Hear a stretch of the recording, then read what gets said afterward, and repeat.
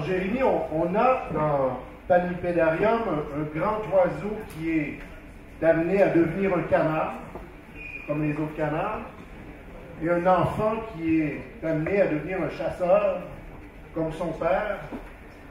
On peut dire que c'est un film sur la difficulté d'échapper au conformisme. Je ne l'ai pas vraiment conçu comme ça. C'était un film déjà que j'ai fait aussi en réaction à mes précédents films. Je sais pas, moi je fonctionne un petit peu comme ça.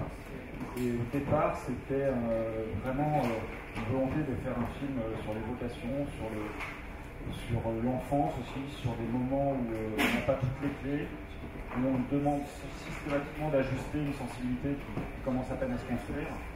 Et donc forcément, il y a l'image paternelle qui amène l'enfant vers un certain endroit, il n'a pas toujours envie d'aller, et malgré tout, il est en train de changer entre son enfance et son père, il est en train de trouver un petit peu sa place là-dessus.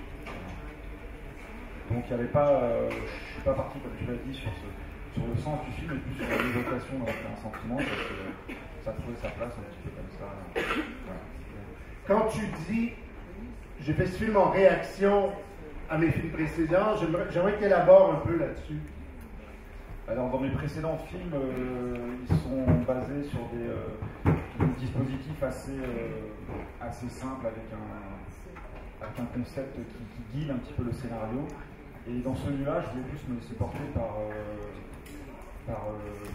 des choses de l'ordre de l'évocation, des émotions et tout ça. Et je voulais éviter une structure narrative trop évidente. Voilà, l'idée c'était que le spectateur ne soit pas forcément très à l'aise en regardant le film et qu'il suive cet enfant. Un enfant, quand on observe un enfant comme ça, il peut être sujet à l'empathie et tout de suite après être très cruel et tout ça, et on ne sait jamais ce qui va se passer. Lui il ne sait pas, il n'a pas toutes les clés. Et en tant que spectateur, je voulais avoir un petit peu illustré cette sensation-là, donc créer des attentes, ne pas donner forcément, pas les désamorcer forcément après. Et donc ça crée une tension dans tout le film qui est la même jusqu'à la fin. Voilà. La plupart des réalisateurs auraient fait de Panipédarium une histoire d'amitié. Pas vous. Panipédarium, c'est un film qui m'apparaît sans concession à la sensiblerie, un film qui assume la cruauté de son propos. Est-ce qu'il y a eu des versions du scénario dans lesquelles les personnages se liaient davantage, des versions qui auraient une fin heureuse, par exemple? Alors, une fin heureuse, c'est un film, évidemment, la créature est plus une vue de l'esprit, quelque chose d'imaginaire. Donc, on ne sait pas, finalement, de faire disparaître cette créature, c'est pas si cruel que ça. Ça apparaît cruellement parce que la mise en scène fait que... mais non, il n'y a pas eu d'autre version. C'est un film que j'ai écrit de manière très linéaire et que je voulais linéaire, même dans sa façon d'être vécu par le spectateur.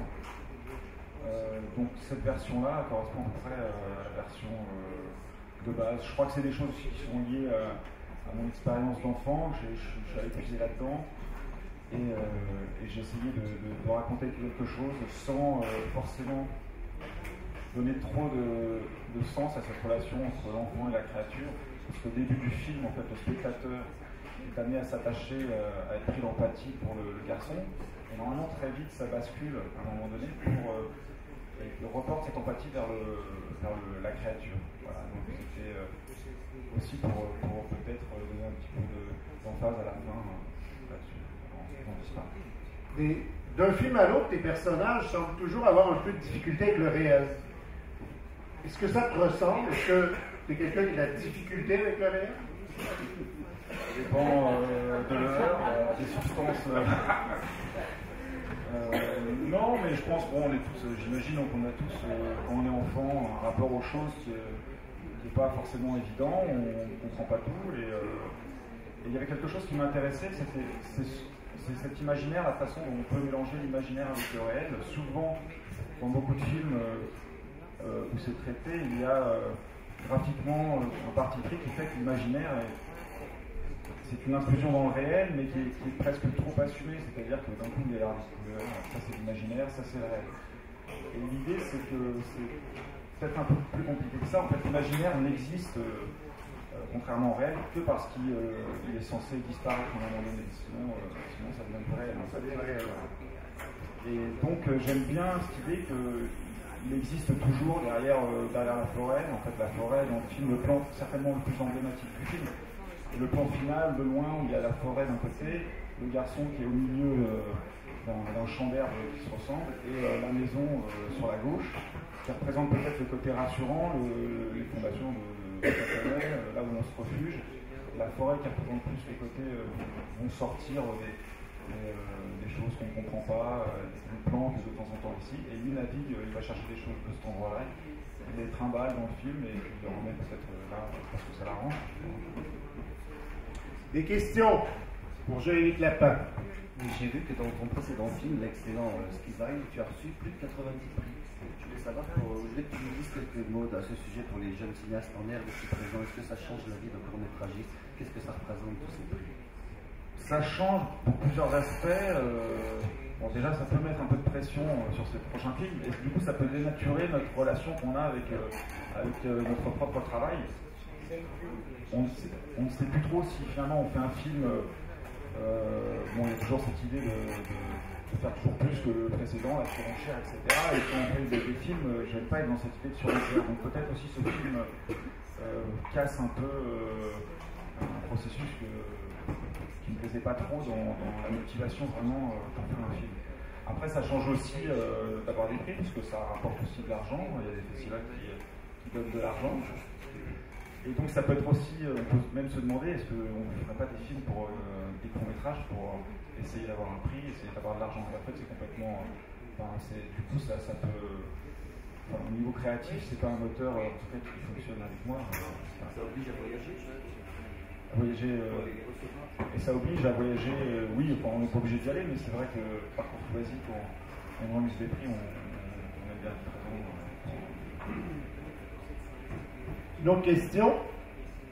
Et tu as dit que tu avais fait le film en réaction. Moi, je trouve que les 4 en réaction, mais ça ressemble exactement aux autres, c'est-à-dire que ça pose quand même problème. Je peux chasser le naturel et revenir au violette, en fait. Ça pose le problème de la position d'un personnage dans le monde qui l'entoure. C'est aussi bien dans l'histoire vertébrale que dans celui-là. C'est la place qu'a le personnage, et pas ricoché dans celui qui vient de faire, soit le gamin, soit le créature. Ils sont en miroir, je pense, qu'un autre. Oui, en fait, évidemment, c'est vrai. On a beau essayer de faire quelque chose de différent, souvent il se trouve qu'il y a des similitudes. Maintenant, je pense que le traitement s'éloigne un peu de ce que j'ai pu faire avant, où c'est peut-être plus rugueux, où avant, tout est bien clair, tout est bien posé. Peut-être qu'il y a moins de zones où le spectateur est perdu. Là, je voulais vraiment avoir plonger un peu le spectateur dans ce sentiment d'être perdu, de ne pas savoir ce qui allait se passer après, qui il fallait suivre en tant que personnage, parce que c'était finalement c'est pour ça qu'il y a aussi cette bascule avec les deux personnages, parce que quand on est spectateur d'un film, on a besoin à un moment donné de se dire, bon, c'est qui le personnage principal, qu'est-ce que je fais là, qu'est-ce qu'il va faire, mais comme le gamin lui-même ne sait pas ce qu'il va faire, le spectateur est obligé de suivre le gamin, il est encore plus perdu que ça. Donc je pense que dans mes autres films, là que c'était différent, peut-être que la thématique était la même, d'ailleurs elle est forcément la même, mais la façon de le traiter n'était pas la même. Une dernière question? D'abord, une petite remarque, on a dit que le film était cruel, moi j'ai pas du tout trouvé cruel, je trouve assez beau au contraire sur la fin, où on a l'impression que l'enfant attend quelque chose quand l'oiseau part. Ce que je me rappelle, il fait un petit clin d'œil au père avec sa branche, avec un pistolet. Enfin voilà. Après, j'ai une petite question par rapport à la technique que tu utilises. De ce que je me rappelle, l'histoire vertébrale était un petit peu différente. Et du coup, voilà, qu'est-ce qui fait que tu utilises cette technique et comment tu en arrives là et est-ce que tu continues à utiliser cette technique? L'histoire vertébrale était fait en 3D déjà, 3D 2D, mais c'était via un soft 3D que j'avais monté en des dimensions. C'était aussi des soucis économiques et en général, voilà, moi j'aime bien la 3D me rassure un petit peu, je veux dire, par rapport à la 2D où on ne triche pas sur les formes et tout ça, les dimensions des objets restent les mêmes, et je sais pas, c'est quelque chose qui me rassure un peu.